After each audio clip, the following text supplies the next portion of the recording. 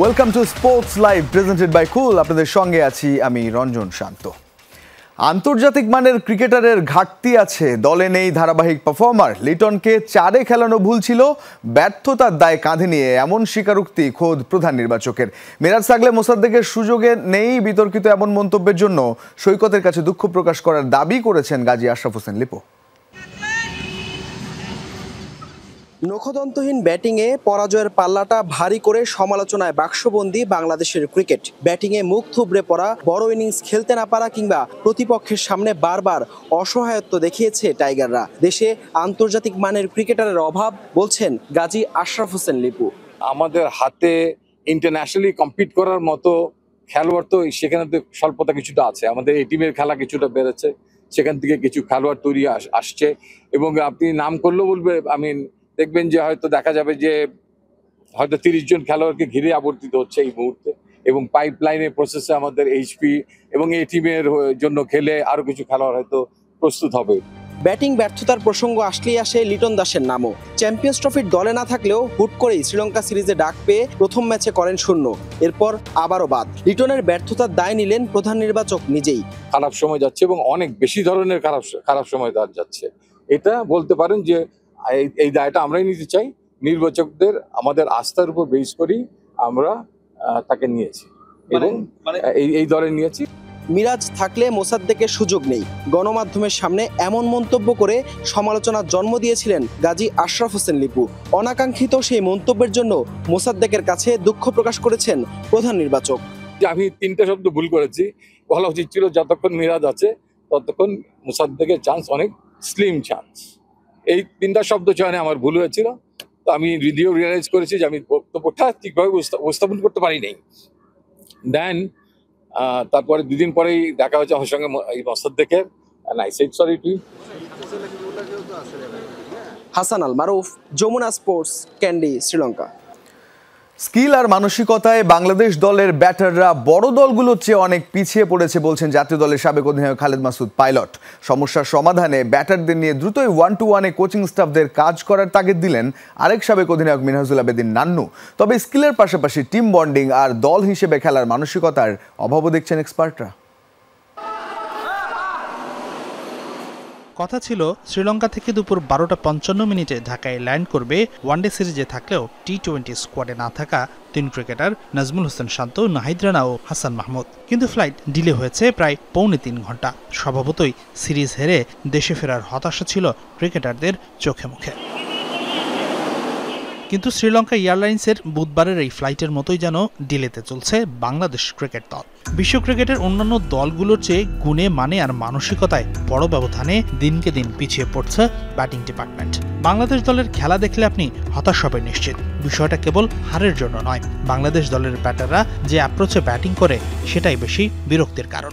টি-20 খেলার সময় মনে হয় তারা যেন ওয়ানডের মতো রয়ে শয়ে ব্যাটিং করছেন, আবার ওয়ানডেতে মনে হয় কখনো টি-20-র মতো তাড়াহুড়ো, আবার কখনো টেস্টের মতো মন্থর গতিতে চলছে স্কোরবোর্ড।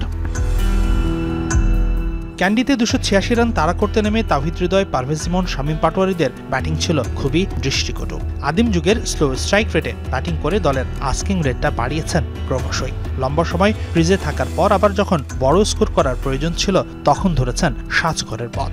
বাংলাদেশ দলের ব্যাটাররা যে স্কিল আর মানসিকতায় পিছিয়ে পড়েছেন তা স্বীকার করছেন জাতীয় দলের সাবেক 2 অধিনায়ক। আমার মনে হয় কোয়ালিটি ক্রিকেট আসলে আমরা খেলি নাই এবং স্পিনে বলেন, পেস বলেন কিছু আমরা অনেক গ্যাপ ছিল খেলার মধ্যে। স্কিলগুলো ডেভেলপ কেমনে করতে হবে এটা নিয়ে এখনই কাজ করতে হবে, কারণ এটা যদি হালকাভাবে নিয়ে যদি ছেড়ে দেয় তাহলে কন্টিনিউ কিন্তু বাজে একটা উদাহরণ হয়ে থাকবে। বাংলাদেশ দল যখন ব্যাটিং করছে তখন কোনো ধরনের পরিকল্পনাও চোখে পড়ছে না এই 2 সাবেকের, ঠিক যেন বন্ধনহীন এক পরিবার। কোচ, ম্যানেজমেন্ট, অফিসিয়াল যারা আছেন তাদের মধ্যে একটা ট্রাস্ট থাকবে প্লেয়ারদের সাথে, যে না প্লেয়ার এবং ম্যানেজমেন্ট যারা আছেন সুন্দর একটা পরিবার। তো সেই রকম ভাবে আমার কাছে মনে হয় যে একটা একটু কেন জানি আমরা পারফরমেন্স করতে হলে কিন্তু আপনার পরিবার হওয়া লাগে। ক্রিকেটারদের পাশাপাশি টিম ম্যানেজমেন্টেরও আরও উন্নতির সুযোগ আছে। স্কোয়াড গঠন থেকে শুরু করে একাদশ নির্বাচনেও আরও বিচক্ষণ হবার সুযোগ ছিল বলছেন সাবেক প্রধান নির্বাচক মিনহাজুল আবেদিন নান্নু। লেগ স্পিনারকে একটা ম্যাচে ট্রাই করা কোনো অসুবিধা ছিল না। রিশাদ কিন্তু ভালো ব্যাটিংও করতে পারে as a allrounder. Hasanur Rahman, Jamuna sports, Dhaka. One day series হারের পর এবার টি-20তে চোখ। বাংলাদেশ শ্রীলঙ্কা টি-20 সিরিজের সেই খবর দিতে চাই। প্রথম ম্যাচে আগামীকাল শ্রীলঙ্কার বিপক্ষে মাঠে নামবে বাংলাদেশ।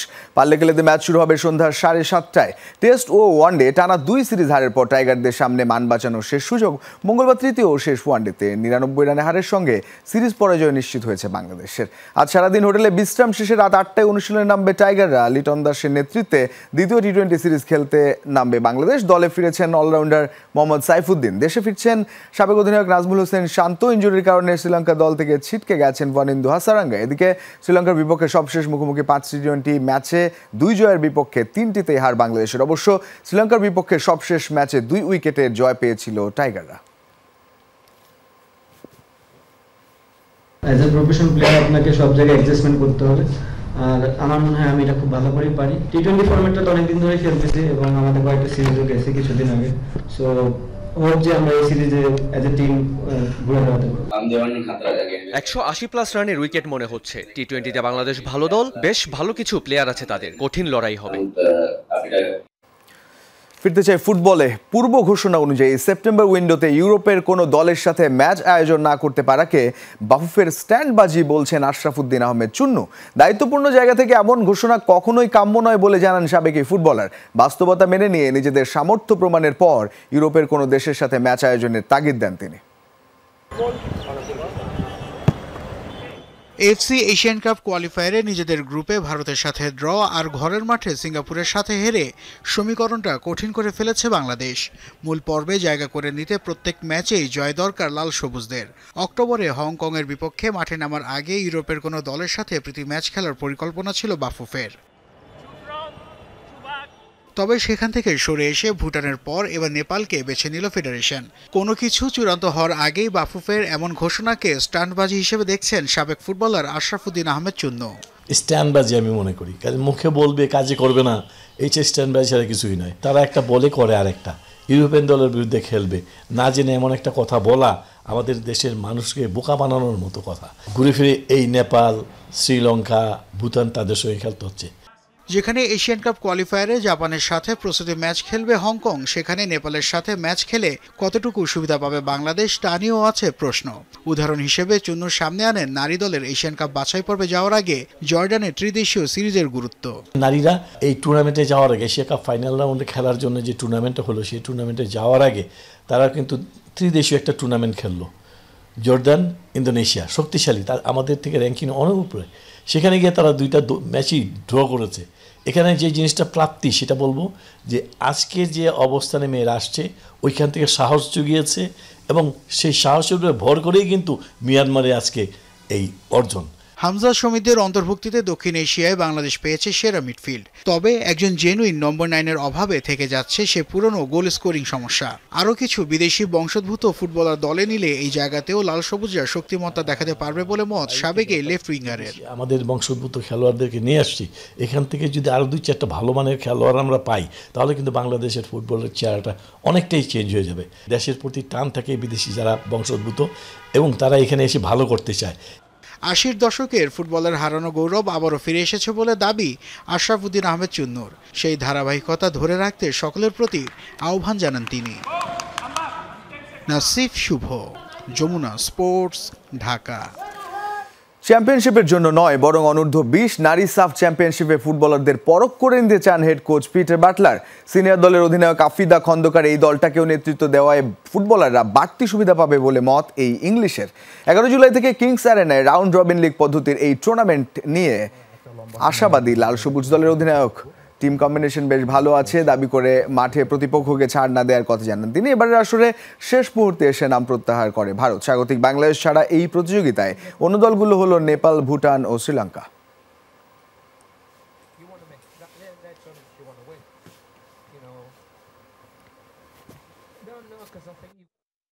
তিনটি টিমে স্ট্রং টিম, কোনোভাবে আমরা কাউকে ছোট করে দেখবো না, সবাই এখন ভালো খেলে।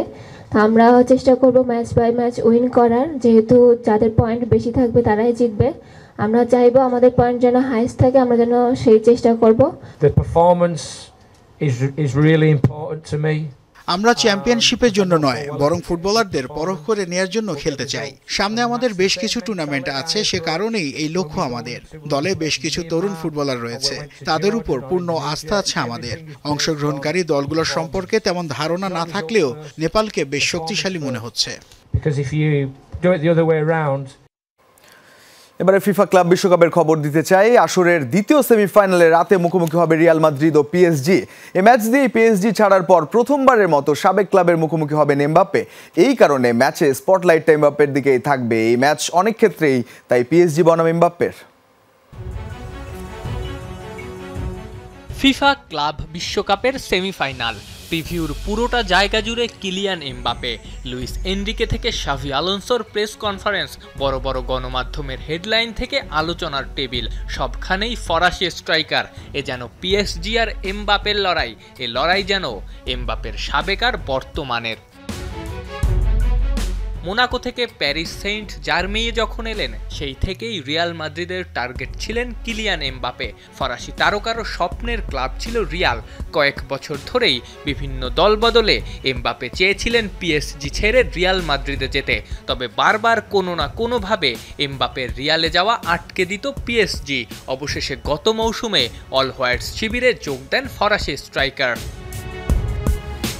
পিএসজিকে নিয়ে ইউএফা চ্যাম্পিয়ন্স লিগ জয়ের অনেক চেষ্টা চালিয়েছিলেন এমবাপ্পে। একবার তো তুলেছিলেন ফাইনালেও, অধরা শিরোপাটা ছোঁয়া হয়নি। মজার ব্যাপার, উল্টো এমবাপ্পে পিএসজি ছেড়ে যে মৌসুমে রিয়ালে যোগ দিলেন, সেই মৌসুমেই চ্যাম্পিয়ন্স লিগ জেতে পিএসজি। দলটা যেন প্রমাণ করে দিয়েছিল এমবাপ্পেকে ছাড়াও ওরা পারে। এবার আরও একবার তাদের প্রমাণ করার মিশন। বুধবার দিবাগত রাত 1টায় ফিফা ক্লাব বিশ্বকাপের সেমিফাইনালে 15 বারের ইউসিএল চ্যাম্পিয়ন রিয়াল মাদ্রিদের মুখোমুখি হবে বর্তমান চ্যাম্পিয়ন পিএসজি। এই ম্যাচ দিয়েই পিএসজি ছাড়ার পর প্রথমবারের মতো সাবেক ক্লাবের মুখোমুখি হবেন এমবাপ্পে।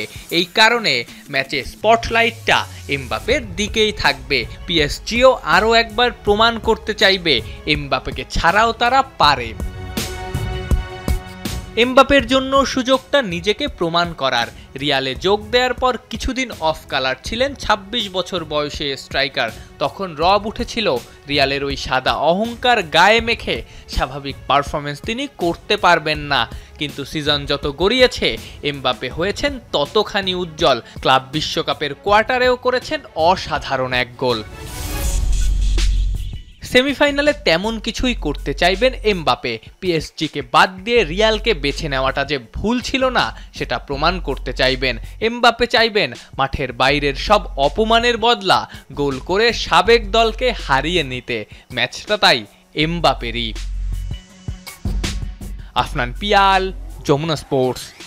জাতীয় স্টেডিয়ামে চলছে অনূর্ধ্ব 17 ফুটবল দলের ট্রায়াল। সারা দেশ থেকে ফুটবলার তুলে এনে পাইপলাইন সমৃদ্ধ করার কথা জানান এলিট একাডেমির কোচ গোলাম রাব্বানী ছোটন। 15 থেকে 17 বছর বয়সের এই ফুটবলারদের গায়ে এখনও মেখে আছে কৈশোরের গন্ধ, কিন্তু চোখে মুখে তাদের স্বপ্নটা আকাশ সমান। বাফুফের অনূর্ধ্ব 17 দলের ট্রায়ালে এসে নিজেদের ছাপিয়ে লক্ষ্য তাদের লাল সবুজের ওই পতাকা বুকে তোলার। সবাই যোগ্যতা অর্জন করে এখানে ট্রায়াল এসেছে, সবাই নিজেদের যোগ্যতা অনুযায়ী এখানে জায়গা নেবে। এইবারকার ট্রায়ালের ব্যবস্থাটা খুবই ভালো করছে, আমাদের থাকা খাওয়া থেকে সবকিছুই খুব ভালো হয়েছে। আমি ভাবতেই পারিনি যে আমি এখানে ট্রায়াল দিব, এবং আমি 2 দিন ট্রায়াল দিচ্ছি। অনেক ভালো, থাকা খাওয়ার সব দিক দিয়ে সুবিধা অনেক ভালো। 2 ভাগের প্রথম ধাপে ট্রায়ালে অংশ নিয়েছেন প্রায় 40 জন ফুটবলার। সাফ এশিয়ান কাপ বাছাই সহ অন্যান্য টুর্নামেন্টকে সামনে রেখে এই ফুটবলারদের পরখ করা হচ্ছে বলে জানান এলিট একাডেমির coach Golam Rabbani Chhoton. Technical, tactical, physical এবং সাইকোলজিক্যাল কর্নারগুলোই আপনার এখানে দেখা হয়। যে ভালো করেছে সেটা তো আপনার 11 তারিখের ফাইনাল 4 দিন ট্রায়ালের পরেই মূল্যায়ন করা হবে। দেশের ফুটবলের পাইপলাইন সমৃদ্ধ করতে এই আয়োজন বলে মত গোলাম রাব্বানী ছোটনের। সারা দেশ থেকে অংশ নেওয়া এই ফুটবলারদের মধ্য থেকে অনেকেই এরই মধ্যে এসেছে বাফুফের রাডারে। সারা দেশ থেকে কিন্তু প্লেয়ার এখানে আসছে, এটা একটা সবচেয়ে আমি মনে করি যে খুব ভালো দিক। যারা আগে 17 খেলছে, 19 খেলছে, এখানেও প্লেয়ার আছে, তারাও আপনার এখানে সংযুক্ত হবে। অনূর্ধ্ব 17 দলের এই ট্রায়াল সেশন চলবে 11 জুলাই পর্যন্ত। ফুটবলারদের ডাটাবেস তৈরির পর ঘোষণা করা হবে চূড়ান্ত ফলাফল। নাসিফ শুভ, যমুনা স্পোর্টস, ঢাকা। ডিয়েগো জোটার মৃত্যুর কারণ অনুসন্ধানে নেমেছে স্পেনের সিভিল গার্ড। এরই মধ্যে তৈরি করা হয়েছে একটি তদন্ত প্রতিবেদন। গাড়িটি চালাচ্ছিল জোটাই দাবি করে স্প্যানিশ পুলিশের এক মুখপাত্র বলেছেন, ওভার স্পিডিংয়ের জন্যই এই দুর্ঘটনা।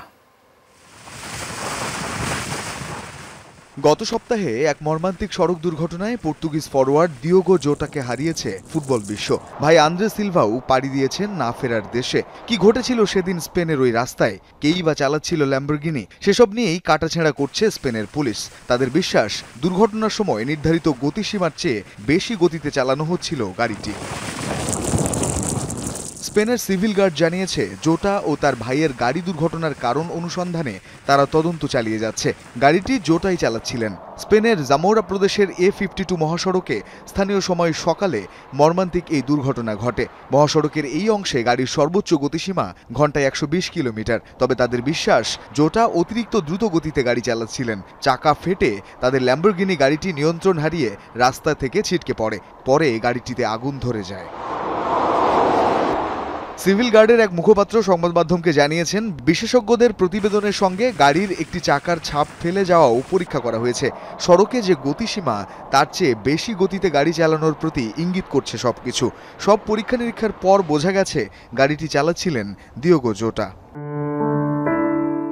তদন্ত শেষে এই প্রতিবেদন জমা দেওয়া হবে জামোরার পুয়েবলা দে সানাব্রিয়া আদালতে। পর্তুগিজ সংবাদ মাধ্যম জানিয়েছে, ভাইকে সঙ্গে নিয়ে স্পেনের উত্তরাঞ্চলের শহর সান্তান্দরে যাচ্ছিলেন জোটা। ফেরি ধরে সেখান থেকে ইংল্যান্ডে গিয়ে লিভারপুল সতীর্থদের সঙ্গে যোগ দেওয়ার কথা ছিল তার। কিছুদিন আগে ফুসফুসে অস্ত্রোপচার করানোয় জোটাকে বিমানে ভ্রমণ করতে নিষেধ করেছিলেন তার চিকিৎসক। গত শনিবার জোটা ও তার ভাই সিলভার জন্মশহরে সমাহিত করা হয়েছে তাদের। রঞ্জন শান্ত, যমুনা স্পোর্টস। এই ছিল আজকের স্পোর্টস লাইভে। এতক্ষণ সঙ্গে থাকার জন্য ধন্যবাদ সবাইকে।